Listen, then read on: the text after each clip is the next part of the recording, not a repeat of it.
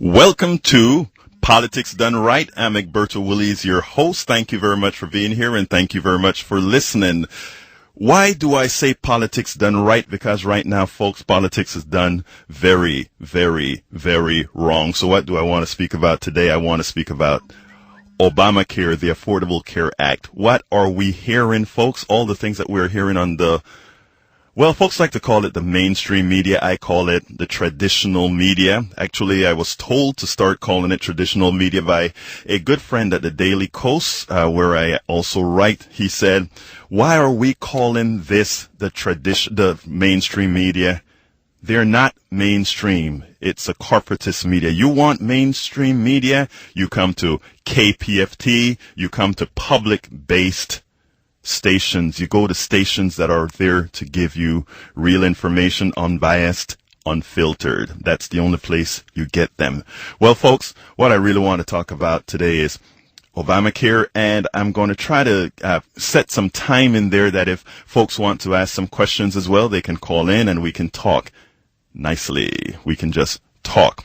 But anyway, over the last several weeks, I've been listening to hours and hours of the Affordable Care Act hearings, the rollout of the website, and watching these Congress people do their thing was nothing but a charade. Republicans used it as a platform to attempt to further misinform Americans, sadly.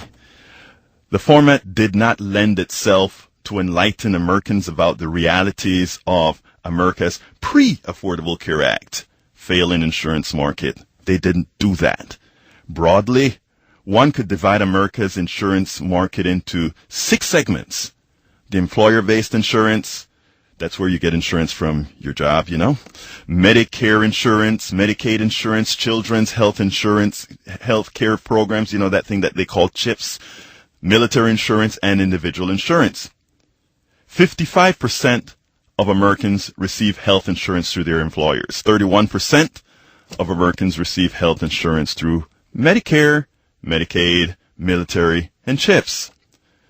The other 14% are either in the individual insurance market or uninsured. Many are not poor enough to qualify for Medicaid and cannot afford individual health insurance. But folks, America is a humane country. Before Obamacare, anyone who got into an accident or went to an emergency room, they got care. If they did not have insurance, or all those with insurance as well as taxpayers, those are the ones who picked up the tab. In other words, there's no free care. Even those without insurance, we all paid for. It just wasn't said. Before Obamacare, employees who had the bad fortune of getting sick were stuck with that employer. One could not entertain innovating or forming their own business because insurance companies would deny them coverage for a pre-existing condition. New employers were reluctant to take on an employee with pre-existing conditions because it inflated their own insurance. Pre-Obamacare, insurance companies would arbitrarily find loopholes to cancel policies. Pre-Obamacare, insurance companies could stop paying bills after some cap. Pre-Obamacare, insurance companies could not sell or could sell worthless policies that collected premiums but covered very little.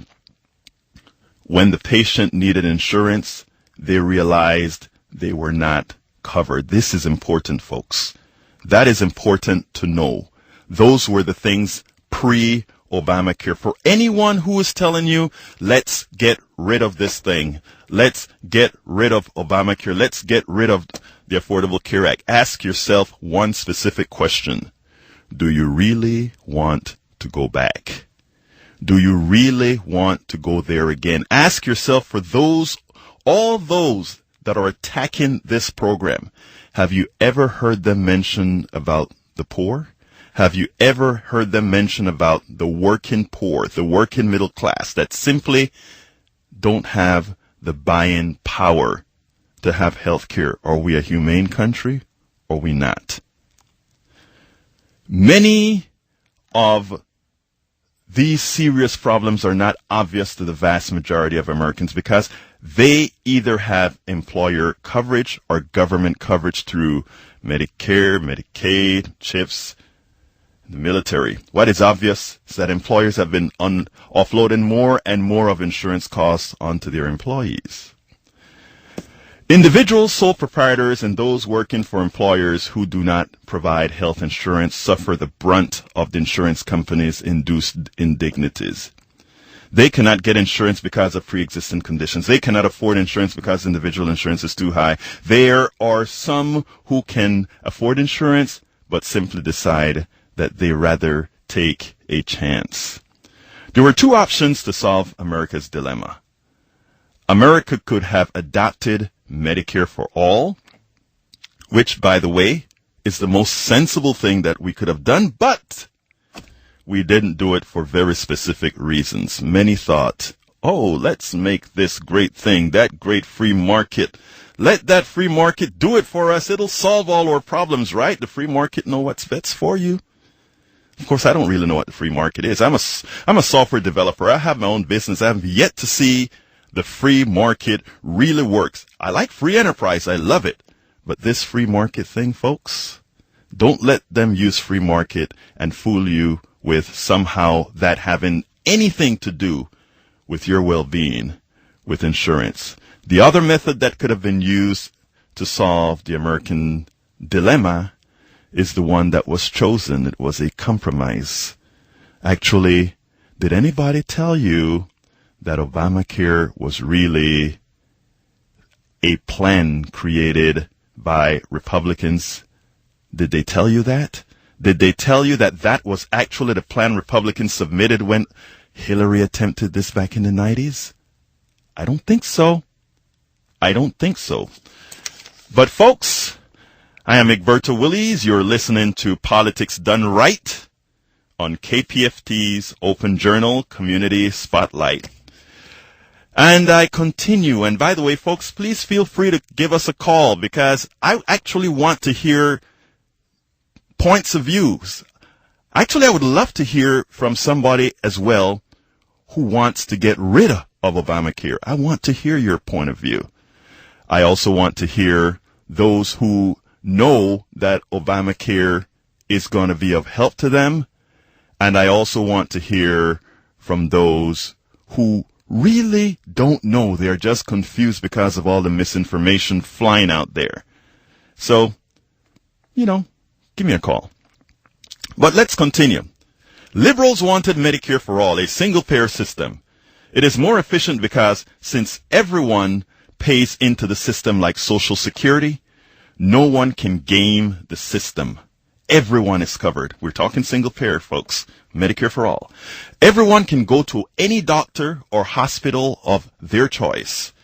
The expenses of multiple insurance companies, shareholder executives, advertising budgets, computer systems, etc., all of that is gone. Doctors' offices and hospitals would need much less employees as they do not have to deal with multiple insurance companies with different rules.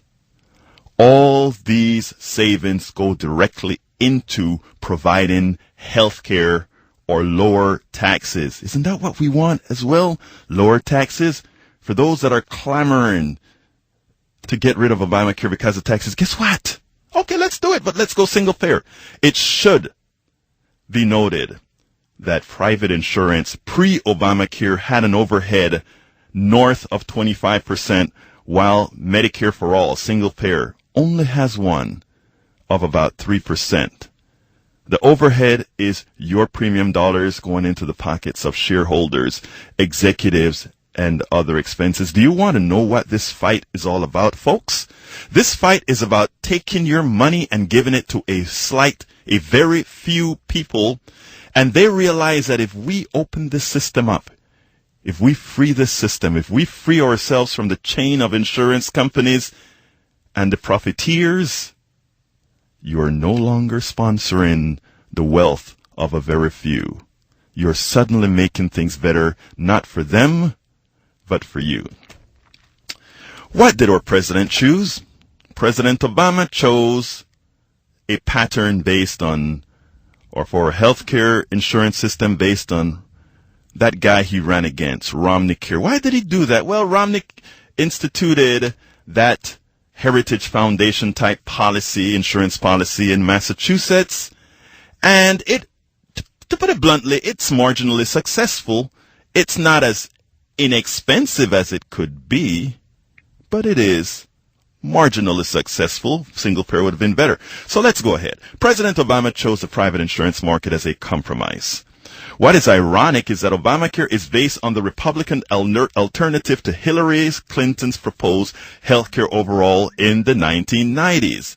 It was proposed by the conservative Heritage Foundation. An individual mandate was essential to prevent those who could afford insurance from gaming the system. It promoted personal responsibility. Isn't that what a whole lot of people like to talk about? That personal responsibility thing? So everybody must be in the game. Everybody must have skin in the game. Well, that's what we got, folks. That is what we have now with Obamacare. And you know, we don't have to talk about whether this stuff is going to blow up or if it doesn't work or anything like that. That's immaterial. Because we have a test case in a fairly popular state already, in Massachusetts. It's working. 99% of people in Massachusetts have health care, health insurance. That's what they do. That's what it does. They have health care. It's been tested, and it works. All the information that you're getting out there is false information. That information is incorrect. The mainstream, well, let's not call it mainstream, the traditional media that you're currently listening to every day, when you hear them say, this person is losing their insurance, that person is paying more. Do you know what it is to cherry pick data? That is what you're watching, folks. Cherry picking data to ensure that Americans make the wrong decisions. Cherry picking data to ensure that Americans continue to be pilfered by a plutocracy that has not their well-being not the well-being of the American citizens in their best interest, but the well-being of a few. It's about following the money. That's what it's all about. So the question that I have to you is, are you going to let them continue to do this to you? And who is them? We don't need to tell you. Anybody who you hear says, I am against Obamacare. I am against the Affordable Care Act. I'm against universal coverage. I'm against Medicare for all. I'm against all these things that are middle-class centric policies to help that average person, that woman who gets up in the morning, take care of her kids and have to get off to work, that guy who gets up in the morning knowing that he has to struggle one more day for his family. That is who these folks are working against. And they're good at it. They're very, very good at it. And that is what we must fight against. Now, this is Egberto Willies with Politics Done Right. We'll be right back. You're listening to Pacifica Radio, KPFT Houston. The time is coming up on 9:45. Here's a traffic and weather update. There is high water on Hardy Toll Road southbound after South Hardy Plaza. The left shoulder and left lane are affected. Otherwise, no accidents are reported currently, but traffic is slow pretty much all over town right now. There is a hazardous weather outlook. A strong cold front is pushing through southeast Texas this morning and afternoon. Temperatures are expected to drop into the 50s. It's 57 currently and is expected to go down to about 51 or so by 5 p.m. today. And showers and thunderstorms are expected along the front, but are not expected to be severe. An isolated strong storm will be possible with gusty winds. And Now we'll go back to the Community Spotlight, today's program, Politics Done Right, with Egberto Willis. I just love the way you said Egberto Willis. That sounded so good. I mean, made my day. Okay, folks, we're back here with Obamacare, the Affordable Care Act. And before we got into that break, I started to talk about the second, the type of insurance that we actually brought in, and that was we actually brought in the quasi-Republican plan, and that is what the quasi-Republicans are complaining about. But look, I don't want to be partisan about this stuff, because healthcare should not be really a partisan thing, right? I mean, we all want what's good for everybody. Folks, the telephone number is 713-526-5738. Again, the number is 713-526-5738. 526 KPFT. 526 KPFT. If you don't have insurance, give me a call. If you don't like Obamacare, give me a call. If you don't know anything about Obamacare, give me a call. Because this is serious, folks. In Texas alone, actually, let me get through with a part of this essay that I want to get through with regards to Texas, and it goes as follows. Republican hysteria over Obamacare is not only hypocritical, it is dangerous. Texas has the highest rate of uninsured citizens in the country. Texas has refused the Obamacare Medicaid expansion. That is $79 billion Texas taxpayer dollars left on the table over 10 years. $79 billion, folks. The first 3 years cost the state nothing to insure the poor, the working middle class, and those who cannot afford insurance. I'm coming to you next, Belair, JC. I'll be with you in a second, but let me finish this. Thereafter, the cost to the state is 10%. Think about that, folks. Refusal to take the Medicaid expansion will increase Texas's premiums as the insured ultimately pays for the uninsured. In other words, if you're insured in Texas and you go to the hospitals, those big bills will be paid by those who have insurance. I mean, the indigent will still get coverage. But our governor has left $79 billion on the table, which is a tax on every single Texan. Remember that, folks. Texans are being hurt because of hypocrisy, lack of empathy, and an uncanny ability of the Texas Republican delegation to lie to their constituents. Texans will die because all the benefits and screenings that are afforded with having health insurance are impeded by an immoral act. JC, you're hot. Thank you. I appreciate the show. This is right on time, the show right here. We need to get a good email or a good contact information or a blog spot, website, something we can follow up with you. And then, too, you're right on with that. Canada, just right to our north, has a single-payer plan.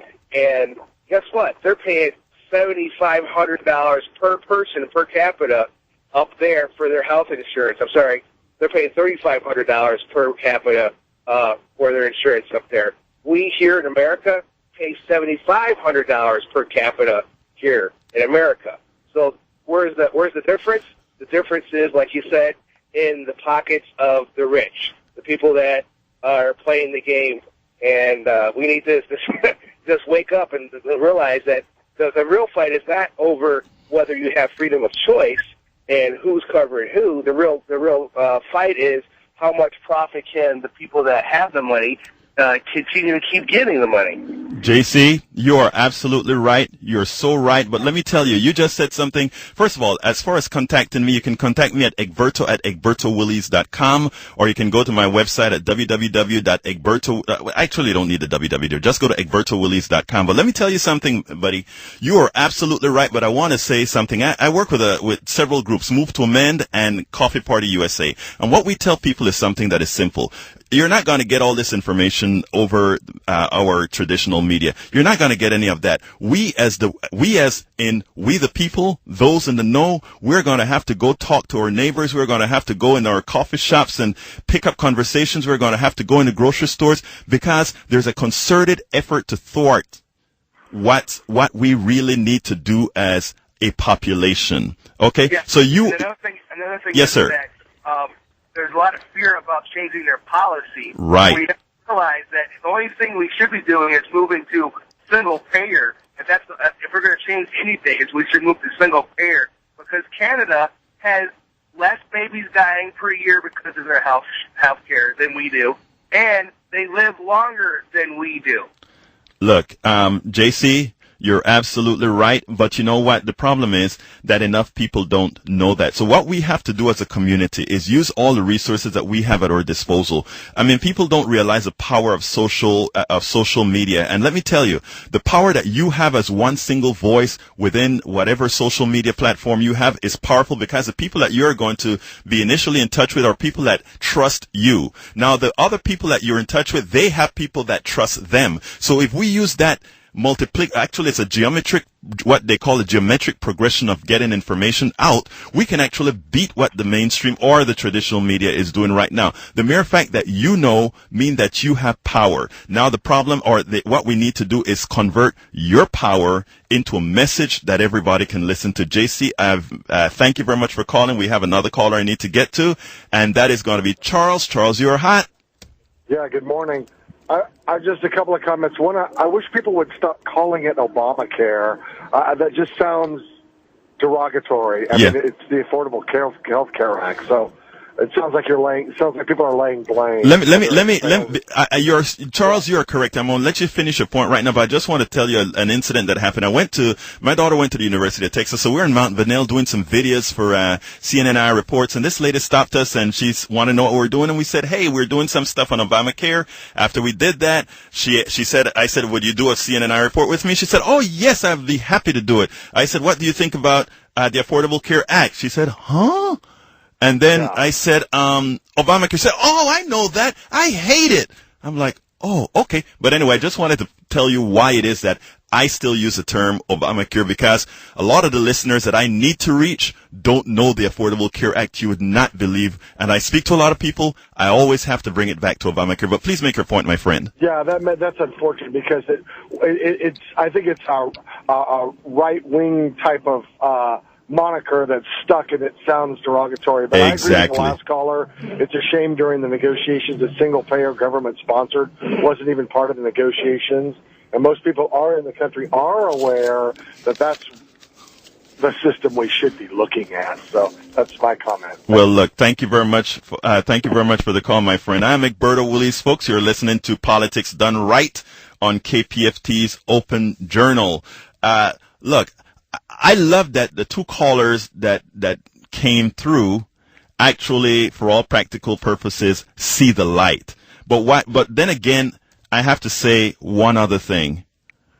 Where or what station are they listening to? KPFT. It means that these are folks that realize there's an alternative message out there. There's more out there that they need to be listening to. So, I mean, folks, I have one message for you. If you're listening to this, if you understand that you have to get other points of view, if you understand that you shouldn't just be listening to the mainstream or traditional media, of course you're here already, but make sure and bring other folks here where they can actually get an alternative piece of news, where they can actually get, well, I shouldn't really call it an alternative piece of news. I should say, bring them over where they can get real news, unfiltered news, news outside the domain of the corporatocracy, which is what I love to call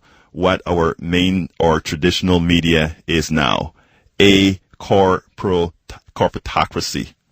I always kind of get mixed up on that type of a wording.